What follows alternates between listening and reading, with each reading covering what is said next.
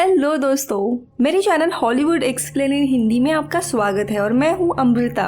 आज मैं एक हॉरर जॉनरा की मूवी लेके आई हूँ, डेथ ऑफ मी, जिसे सॉ के डायरेक्टर डैरेन बाउजमैन ने डायरेक्ट किया है। कास्ट में मैगी क्यू एज क्रिस्टीन और ल्यूक हेम्सवर्थ एज नील। ये दोनों भी कपल थे और थाईलैंड में एक आइलैंड पे छुट्टियां मनाने के लिए गए थे। आखिरी दिन अचानक से अपने रूम में उठते हैं जहाँ पिछले रात का उन्हें कुछ भी पता नहीं था। नील अपने मोबाइल पे देखता है तो उसे पता चलता है उसने अपनी पत्नी क्रिस्टीन को ऑलरेडी मार डाला है, लेकिन फिर भी वो साइड में उसके पास खड़ी होती है। अब वो कैसे हमें मूवी में पता चलेगा, तो चलिए कहानी शुरू करते हैं। फिल्म शुरू होती है थाईलैंड पे, जहाँ पे नील और क्रिस्टीन पति पत्नी एक आइलैंड पे छुट्टियां मनाने के लिए गए थे। क्रिस्टीन अचानक से अपने बेड से उठती है, उसका पूरे शरीर पे मिट्टी होती है, रूम बिखरा था। वो नील को उठाती है। आज उनकी वापसी की फ्लाइट थी और बहुत देर हो गई थी। पिछले रात में क्या हुआ उन्हें कुछ भी पता नहीं था। क्रिस्टीन के गले में एक अजीब सा लॉकेट जो उसने खरीदा ही नहीं था। तभी टीवी पे न्यूज आती है कि आज शाम को इस आइलैंड पे बहुत बड़ा तूफान आने वाला है और बहुत नुकसान होगा। अब जल्दबाजी में ये लोग अपना सामान लेके इस होटल से चेकआउट करते हैं और टैक्सी पकड़ के पोर्ट चले जाते हैं, लेकिन टैक्सी ड्राइवर उन्हें बीच राह में ही उतार देता है, ये कह के कि आगे फेस्टिवल शुरू हो रहा है, मैं आगे नहीं जा सकता। कैसे तैसे ये दोनों बोट के पोर्ट पे पहुंचते हैं, लेकिन वहां पे पहुंचकर पता चलता है कि क्रिस्टीन के पॉकेट में उसका फोन और आईडी है ही नहीं, इसीलिए उसे एंट्री भी नहीं मिलती। टिकट वाली लेडी ने आगे बता दी है कि शाम को 7 बजे बोट मिल जाएगी, जहाँ पे हम इंतजाम कर देंगे बिना आईडी के आपको जाने के लिए। और तभी इन दोनों को पता चलता है कि इनका लगेज भी पहले वाले बोट के साथ चला गया है। तो वो लेडी कहती है कि दूसरे पोर्ट पे आपको आपका सामान मिल जाएगा। अब इनके पास टाइम काफी था, इसीलिए वो उसी होटल में जाके रुकते हैं। इसी दरम्यान निक अपना फोन टीवी से कनेक्ट करता है और उसे अपने फोन में 2 घंटे की वीडियो दिखाई देती है। वो दोनों भी मिलकर देखने लगते हैं कि आखिरकार कल हुआ क्या था। तो पता चलता है ये दोनों भी बीच के रिसोर्ट पे गए थे, काफी मजे कर रहे थे, ड्रिंक कर रहे थे। और तभी वहाँ पे मैडी नाम की एक वेट्रेस आती है, जिसने इन दोनों के सामने ही ड्रिंक में कुछ मिलाया था और वो ड्रिंक क्रिस्टीन पी लेती है और एक अलग ड्रिंक नील पीता है। इसके बाद Maddy as a good luck के लिए क्रिस्टीन के गले में वो लॉकेट पहनाती है। इसके बाद वीडियो में कुछ दिखाई नहीं देता। फास्ट फॉरवर्ड करने के बाद पता चलता है ये लोग होटल के गार्डन में आए थे, जहाँ पे नील क्रिस्टीन के ऊपर जबरदस्ती करता है और उसे मार के वही गार्डन में दफना देता है। अब रियलिटी में क्रिस्टीन तो जिंदा थी और वो भी ये वीडियो देख रही थी। ये देख के वो नील के ऊपर काफी गुस्सा होती है और नाराज होकर वॉशरूम में चली जाती है। काफी फ्रस्ट्रेटेड थी। निक ने गला दबाया था, वो निशान भी उसके गले पे थे और वो गुस्से में नेकलेस को निकाल देती है, लेकिन जैसे ही निकालती है उसकी हालत खराब होने लगती है। एक अजीब सी वॉमिटिंग होने लगती है उसे।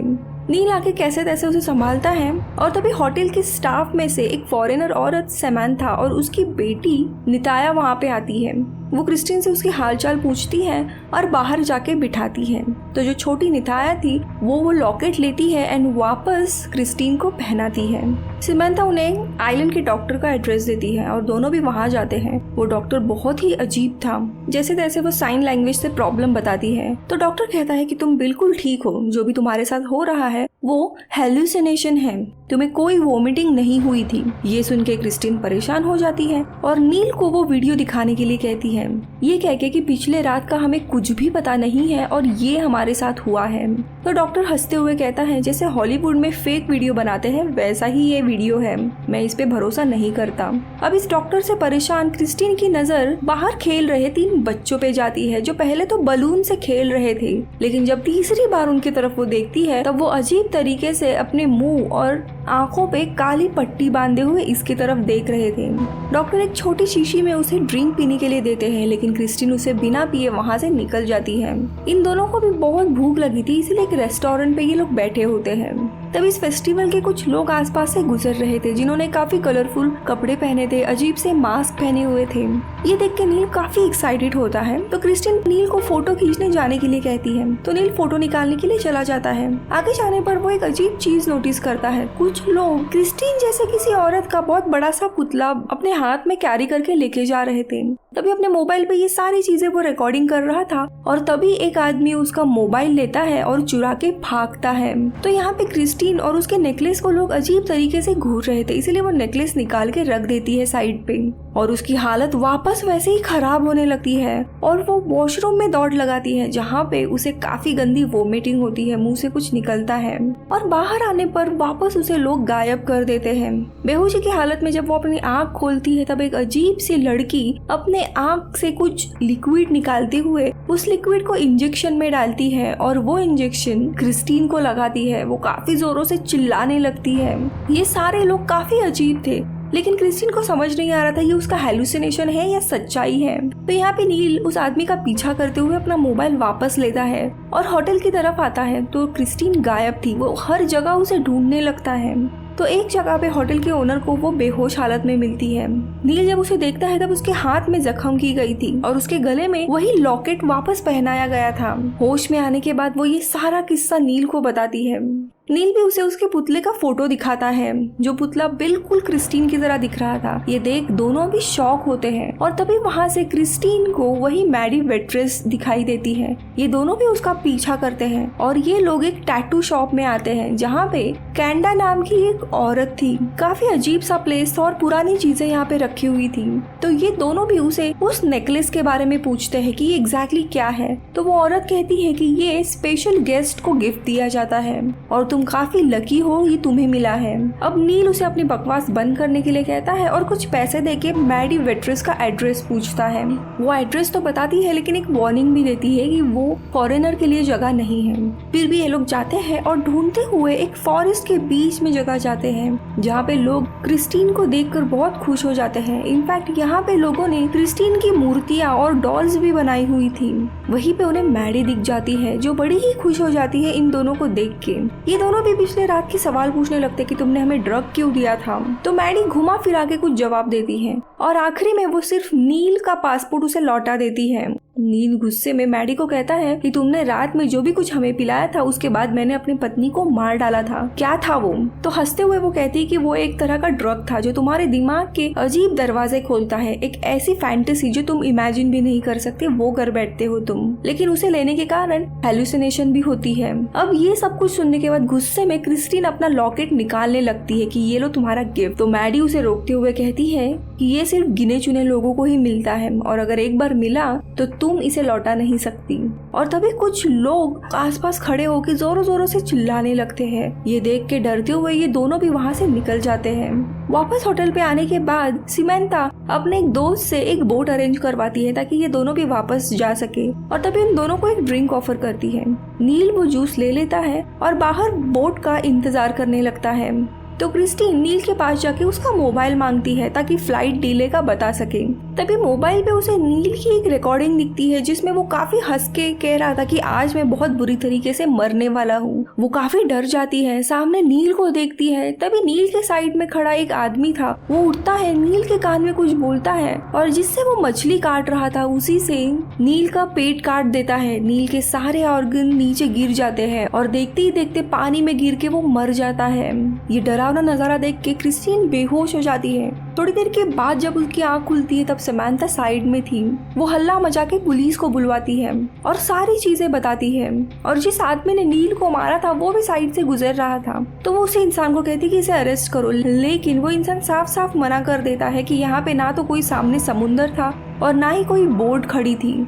और जब क्रिस्टीन देखती है तब सामने कोई भी समुंदर नहीं था, जस्ट बीच था। ये देख के वो काफी बेचैन होने लगती है। नील कहाँ गया कुछ भी पता नहीं था। वो थोड़े आगे जाने पे उसी जगह जाती है जहाँ पे नील का वीडियो रिकॉर्डिंग था और तभी वहाँ पे नील का अजीब सा शरीर उसे मिलता है, पूरा डिकम्पोज हुआ था। वो काफी चीखने लगती है लेकिन वो भी एक हेलुसिनेशन था। तभी सिमेंथा उसे पीछे से बुलाती है, कहती है कि नील का फोन आया है। ये खुश होकर फोन लेती है लेकिन नेटवर्क खराब होने के कारण कुछ भी सुनाई नहीं देता।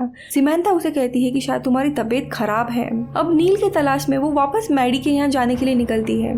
सिमेंथा उसे साथ लेके जाती है लेकिन वहाँ पहुँचने के बाद सिमेंथा आगे आने से मना कर देती है। क्रिस्टीन अकेले चली जाती है लेकिन इस बार उस जगह पे कोई भी नहीं था। इनफैक्ट वहाँ पे जो फोन रखा हुआ था वो अचानक से बजने लगता है। ये फोन उठाती है और अजीब सी आवाज आने लगती है। और जब पीछे मुड़ के देखती है तब वैसे ही अजीब से लोग खड़े थे इसके पास, जिनकी आंख और मुंह सिले हुए थे। उसमें से एक औरत के मुंह का ये थ्रेड निकालती है और कुछ अजीब ही उसके मुंह से निकलता है, जिससे क्रिस्टीन वापस बेहोश हो जाती है और अचानक से नींद से डर के उठती है। वो अभी सिमंथा के ही घर पे थी। वो पूछते मैं यहाँ कैसे आई? तो सिमंथा कहती है तुम जैसे ही गाड़ी में बैठी तुम बेहोश हो गई। तब भी उसके पेट में अजीब सा लग रहा था। वो भाग के वॉशरूम चली जाती है और वो नेकलेस निकाल देती है गुस्से में, और तभी उसे विजन्स आने लगते हैं कि उसके साथ क्या हुआ था। हम देखते हैं जैसे ही ये जंगल में बेहोश हुई थी वो लोग इसे लेके जाते हैं और उसी जगह पे लेके आते हैं। आसपास वैसे ही अजीब लोग थे जिनके मुंह नहीं थे, आंख नहीं थी। इसके जबरदस्ती कपड़े निकाल दिए जाते हैं और एक अजीब सा क्रीचर उसके शरीर पे डाला जाता है। अब वो क्रीचर क्या था हमें दिखाया नहीं गया है। अब ये सारी चीजें क्रिस्टीन को याद आने के बाद वो नेकलेस पहनती है, जिससे उसकी हालत थोड़ी ठीक होती है। सिमंथा जो इसका तड़पना देख रही थी इसे कहती कि सब कुछ तुम्हारे दिमाग का वहम है, ये रियल में नहीं हो रहा है। और तभी सिमंथा उसे बताती है कि नील मरा नहीं है, बल्कि वो तुमसे अभी के लिए दूर चला गया है।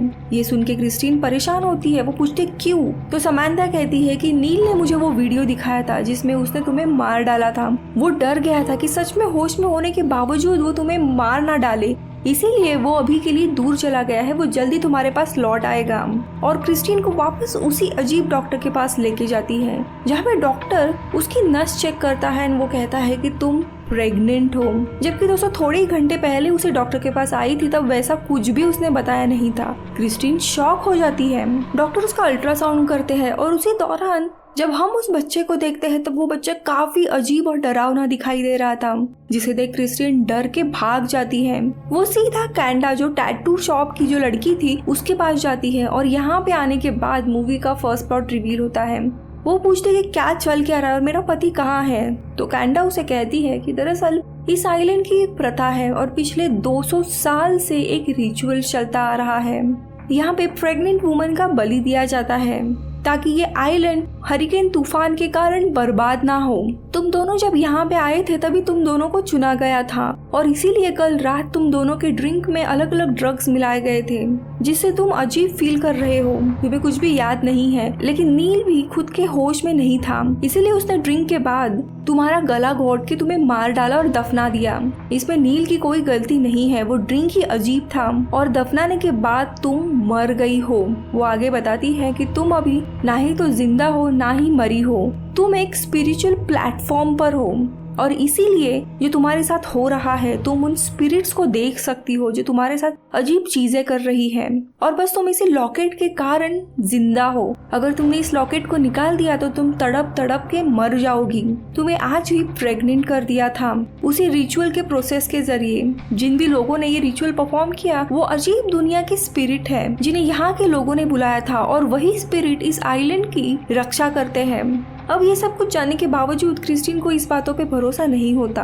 वो कहती है कि देखो मुझे बस नील को ढूंढने में यहाँ से मदद करो और मैं यहाँ से चली जाऊंगी। तो कैंडा उससे इन रिटर्न मदद मांगती है। वो कहती है कि मेरा बेटा बहुत जल्द ही मरने वाला है, अगर तुम इसे अपना लॉकेट देती हो तो मैं तुम्हारी मदद करूंगी। क्रिस्टीन रेडी हो जाती है। तभी उसके शॉप में बाहर कोई आया था, इसीलिए क्रिस्टीन छुप जाती है, और कोई नहीं बल्कि डॉक्टर था जिसे कैंडा पे शक आया हुआ था, इसीलिए वो उसे काफी बेरहमी से मार देता है। ये देख के क्रिस्टीन काफी डरती है, वहाँ से भाग जाती है, लेकिन उसके पहले वो गन लेती है अपने साथ में। रास्ते में उसे सिमंथा मिलती है और कहती है कि मैं तुम्हें बोट तक पहुँचा देती हूँ, और वो उसे गाड़ी में बिठा के लेके जाती है। कार में नथाया भी थी। वो कहती है कि मम्मी तुम इन्हें कहाँ लेके जा रही हो, ये रास्ता तो फेरी के यहाँ पे नहीं जाता। अब क्रिस्टीन को शक आता है। वो कहती है कि तुम इस बच्ची की माँ नहीं हो ना, और नथाया से पूछती है कि तुम्हारी माँ कहाँ पे है, लेकिन आखिरी में कहती है कि मेरी माँ जमीन के नीचे है, यानी उसका भी सैक्रिफाइस दिया गया था। फिर सिमंथा उसे समझाती है कि देखो तुम पहले कभी भी प्रेग्नेंट नहीं बन सकती थी, लेकिन यहाँ आने के बाद ये पॉसिबल हुआ, तुम्हारा भी सपना पूरा हो रहा है। वैसे ही मुझे भी यहाँ आने से पहले कैंसर था, लेकिन मेरा कैंसर पूरी तरीके से ठीक हो गया। लेकिन इस जमीन को वैसे ही रखने के लिए कभी कभी कुछ सैक्रिफाइस देना पड़ता है। अब ये सब कुछ सुनकर क्रिस्टीन अपना सीट बेल्ट लगाती है और समंथा को सीधा शूट कर देती है, जिसके कारण गाड़ी का एक्सीडेंट होता है। कैसे तैसे जख्मी हालत में क्रिस्टीन बाहर पड़ती है और जंगल से भागने की कोशिश करती है, लेकिन वो लोग उसे पकड़ लेते हैं। रात को जब उसकी आंख खुलती है तब उसे पिलर से एक बांध दिया गया था और मैडी उसके रिचुअल की तैयारी कर रही थी। कुछ लोग आते हैं और इसके आंख को जख्म करते हैं। अब दोस्तों इस रिचुअल का पार्ट ऐसा है कि जिसकी बलि देने वाले हैं वो खुद से तैयार होना चाहिए, लेकिन यहाँ पे केस वैसा नहीं था और तभी उसे मेमोरी फ्लैशेस आने लगते हैं जहाँ पे वो नील के साथ एक समुद्र के किनारे बैठी हुई थी। ये उसका अतीत था जब वो एक्चुअल में प्रेग्नेंट थी।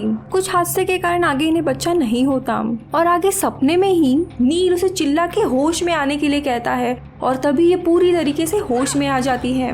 एक बड़े से लोहे का चाकू लेके सबको डराते हुए भागने की कोशिश करती है। तभी नथाया उसे कहती कि प्लीज मत जाओ, अगर तुम चली गई तो हम सब लोग मारे जाएंगे। तो वो नथाया को कहती है तुम भी मेरे साथ चलो, लेकिन वो आने से मना करती है। बहुत जोरदार बारिश होने लगती है।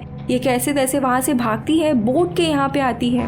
लोग इसका पीछा कर रहे थे लेकिन ये उनके हाथ नहीं आती और बोट से ये निकल जाती है। जी हाँ, अब अगले दिन हम देखते हैं दोस्तों, जैसे कि यहाँ पे कहा गया था इस रिचुअल के कारण ही ये आइलैंड बना हुआ था। कुछ स्पिरिट्स आते हैं और इस आइलैंड को हमेशा प्रोटेक्ट कर रहे थे उस तूफान से, लेकिन आज वो रिचुअल नहीं हुआ, इसीलिए पूरी तरीके से ये आइलैंड बर्बाद हो गया था। तो हम क्रिस्टीन को देखते हैं, समुद्र के बीचों बीच ही थी, वो उस पार पहुंची ही नहीं और उसके गले का नेकलेस साइड में पड़ा हुआ था, जिसके कारण दोस्तों वो भी मर चुकी थी। क्योंकि जैसे उस औरत ने कहा था तुम ना ही तो जिंदा हो ना ही मर गई हो, तुम एक स्पिरिचुअल वर्ल्ड में हो और इसी लॉकेट के कारण तुम जिंदा हो, लेकिन वो लॉकेट निकलने के कारण ही वो मर गई थी। जब इसके शरीर पे उसका लॉकेट डालते हैं तब अचानक से दोस्तों ये जिंदा हो जाती है, क्योंकि अभी भी वो स्पिरिट वाले दुनिया में ही थी और लॉकेट के कारण वापस जिंदा होती है और मूवी इधर ही खत्म हो जाती है। तो दोस्तों इस मूवी की कहानी जो है वो विकर मैन की तरह काफी मिलती जुलती है और वैसे ही एक कल्ट की मूवी है जहाँ पे अपना आइलैंड या टाउन बरकरार रखने के लिए ये लोग दूसरे की बलि देते हैं। वैसे ही यहाँ पे क्रिस्टीन के साथ भी हुआ था। आइलैंड के लोगों ने शायद नील को इसी प्रोसेस में मार डाला था, जो कि क्रिस समझ नहीं पाती और उसे लगता है कि वो जिंदा होगा। मूवी में हमें वो क्रीचर भी बताया नहीं गया है जिसके कारण क्रिस्टीन प्रेग्नेंट होती है। इनके इस सैक्रिफाइस के प्रोसेस में ही इंसान स्पिरिचुअल प्लेटफॉर्म में होने की जरूरत है और शायद इसीलिए नील को ऐसा ड्रिंक देते हैं जिसके कारण वो क्रिस्टीन को मार डाले। मरने के बाद ये अपने प्रोसेस में उसे लॉकेट पहनाते हैं और वापस जिंदा करते हैं और उस क्रीचर के जरिए प्रेग्नेंट करते हैं और जो भी सोल रहता है इस आइलैंड को प्रोटेक्ट कर रहे थे उनको बलि देने के लिए। तो ओवरऑल ये वन टाइम वॉच मूवी है जहाँ पे मैगी क्यू का परफॉर्मेंस बहुत ही मस्त है। So on other hand Luke Hemsworth ने इतने स्ट्रांगली ये भूमिका नहीं निभाई है, तो कई बार वो ऐसा डेस्परेट डरने वाले इमोशंस नहीं लेके आते जो हमें एक्सपेक्टेड थे। आपको ये वीडियो कैसा लगा मुझे कमेंट्स में बताइए। मैं मिलूंगी आपसे अगले वीडियो में, तब तक के लिए बाय बाय।